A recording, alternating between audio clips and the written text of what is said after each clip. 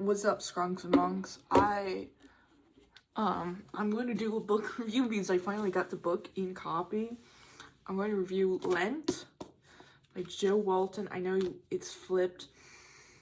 I read this first on Audible recently this summer, and it was really fun, and it was really interesting, and it had it was something.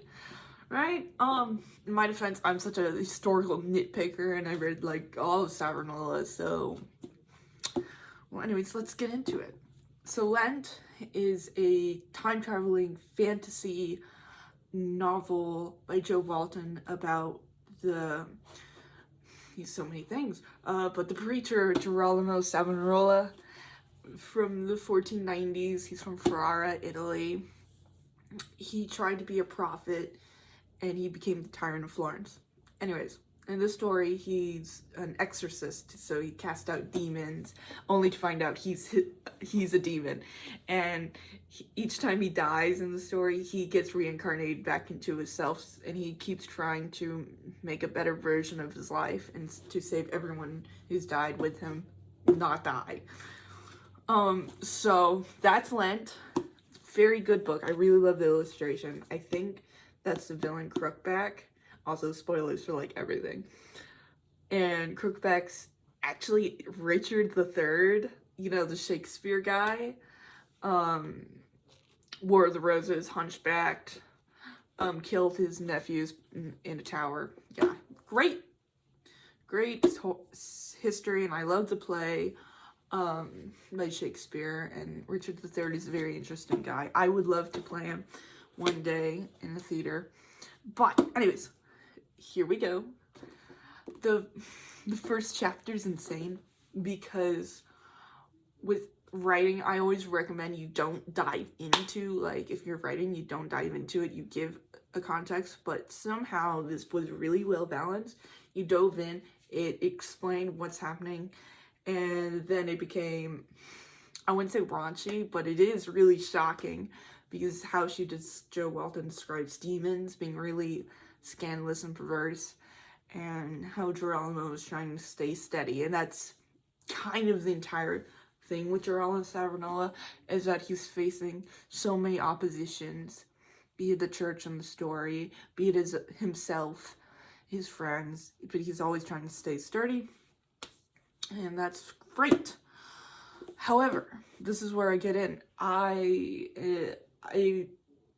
You have to make your characters relatable and likable sometimes, and Girolamo Savonarola is kind of a hard person to do that, considering if you ever read his writing, he's not a likable person. He's really racist and bigoted. This is just like, you can't take the art from the artist kind of thing.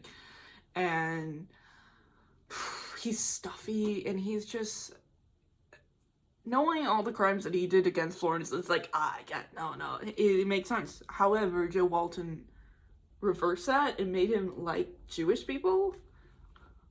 That's, like, so not Sav, which was really fun. Sorry, I can't really curse on here, but it was really weird. But I'm like, he's supposed to be likable. Also, he was a crybaby. I know you're supposed to make them sensitive, but, like, he's a crybaby. He cries, like, every chapter, to the point where they even joke that he's crying every chapter. And maybe that's just a nitpicking, but if you're going to write characters, you got to make them strong and well-balanced. I think Girolamo Savonarola constantly crying doesn't really, I guess, match how I imagine him, because he's not really all that sensitive in his writing. He's considerate towards, like, he'll be mildly sensitive to his, like, family. He's like, oh, to his mom, Elena, who lost her brother. It's like, I'm sorry for your loss. I hope, whatever, Christ loves you, or whatever. You know, it's like, oh, may God be with you, because he's still a priest. But, you know, he's crying all the time. I don't think I've ever read Savonarola crying. I've read him fainting. That's one of his songs. He faints. But, nah, I didn't really like that. And I wish he had explored his flaws, being the evil guy he was, but that wasn't explored. So yeah, I think the characters are really well written. I guess that's how I imagine them being, like, how I imagine Marcio Ficino being really likable and wise and, like, a really steady figure, you know, and Geraldo Benevieni being kind of annoying but trying to make everyone like him. He was kind of like that. He was a bit of a failure, honestly. I don't like Benevieni at all. And Pico Miranda being slightly annoying but really well-meaning, and same with Poliziano. Poliziano, I have some issues with him. I've read his letters in like a poem or two, so that's what I know on him. Lorenzo Medici's kind of, everyone is exactly how I imagine him. I mean, who else was there? Capone, Piero Capone.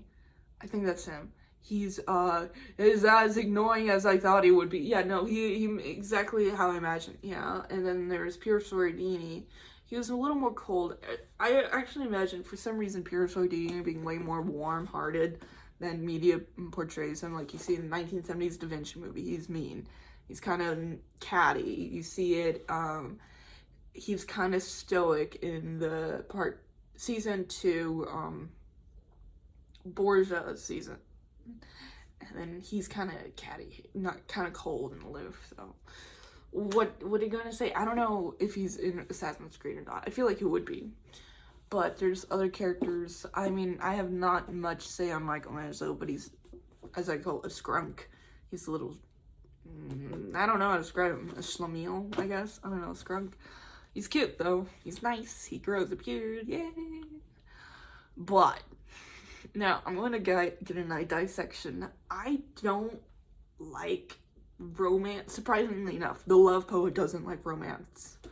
Not at all. I feel like it gets in the way of the story. I'm mad about this book. Made me mad because I really wanted the character Isabella, who's supposed to be Pico Miranda's love interest. She starts, it's gross. I'm sorry. The idea of Savonarola being with anyone is gross. I will make a joke about him and Domenico Baggia, but that's all. They're like, they become a couple in the worst way possible. You know, like, you're like, oh, cool, they're friends, chill, they're cool. They start kind of flirting, weird stuff starts happening, things that I can't really say on here. And I'm like, ooh, because it's wrong, so that's just an ick, but also it's like, dude, because at one point they're spiritual cousins.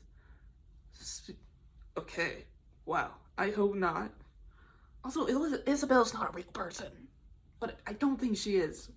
But they get like in the situationship, and I don't like how they proposed because it was so quickly. As much as I would have swallowed my breakfast again, they should have kissed, you know? Like, they just like, oh, we're getting married and then we get a dog, and they do, and they have children and whatever. But it's like, it's like bone on bone. There's no like cushion, there's no marrow to it. It's just like, boom, they're married. I'm like, no, and not with the cousin thing. It was terrible. Really bad romance. And when it's coming with Angelo Poliziano, which makes me mad, there's a thing in gay, like, anti-gay media where the gay man's a creep, and so there's a point where he doesn't even have that much personality in the book either. That's what makes me mad too.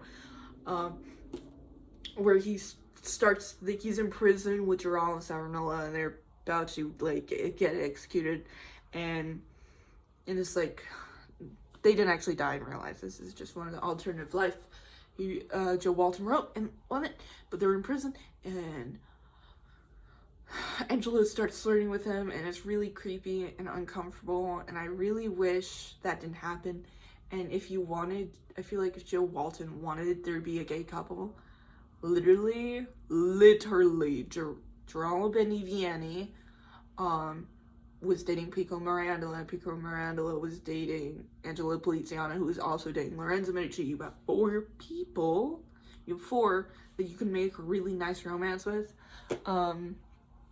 And so, and Marcello Ficino might have been gay, I forgot, like, I remember his first name being Cristoforo, but I forgot the last name. And so it's like, that was completely unnecessary. I mean, I ship Saranol with Domenico Berger, but they're just a really good romance, but they weren't gay, they weren't gay. And so it's, like, really annoying.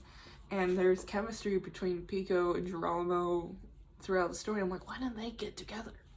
You know? But that's nitpicking. That's just, I don't like gay men being represented as creeps. I feel like that's completely unfair and illogical and just really outdated. So that's the romance part of it. The language is really descriptive. Like, a lot of smells, you know, with early writers, like, get the smells in, but, like, you can try to imagine it. The smells, like, the smell of candles, it always describes that, and, like, you can hear, like, the squish of wet sandals, because it always, like, describes, like, all the four senses, and so that's really cool. Sceneries are they're so pretty. I feel like, as a person who studied Saranolo throughout the changing seasons, it gets, like, the autumn and, like, the soft beauty and melancholy of being, like, in the autumn and you're reading him, because that's definitely a bittersweet sensation, and, like, the spring and coming out into, like, the brightness of everything and the beauty of it all. Like, the first time I read Savonarola was in spring, and it was probably one of the prettiest days there was.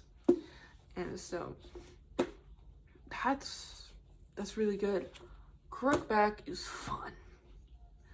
There's a little pop of action between everything else, and I like how he's written. I like how annoying he is.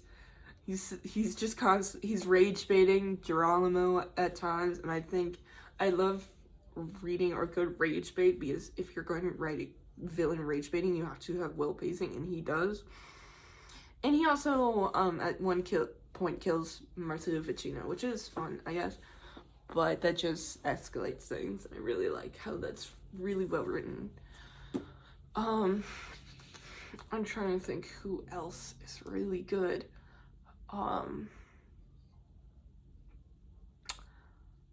The politics is kind of accurate too. I really like the interpretation of everything. The politics is really fun to read. I'm not going to give a diatribe of Girolamo Savonaro's life. You can look it up yourself. I thought that was kind of an interesting twist on everything. A little more emotional and hearty. Definitely, considering what I wrote was pretty cold, I have to admit. But yeah, that's really good from Lent. I like seeing cameos of people. I'm like, oh. I don't have much else to say but that. The scenery, the characters, all were very interesting. It has its flaws. The pacing's really choppy, so, like, it can be really short or really slow, but besides that, it's a really good book. Scenery, politics, fantasy, characters, the dialogue is always fun. You'll be laughing all the time. It's a really good book, and it just drags you in. It's just so consuming. You could read this for hours, and it's and it has, like, selections, you know, part 1 and whatever, and that's Lent by Jo Walton. All right, bye.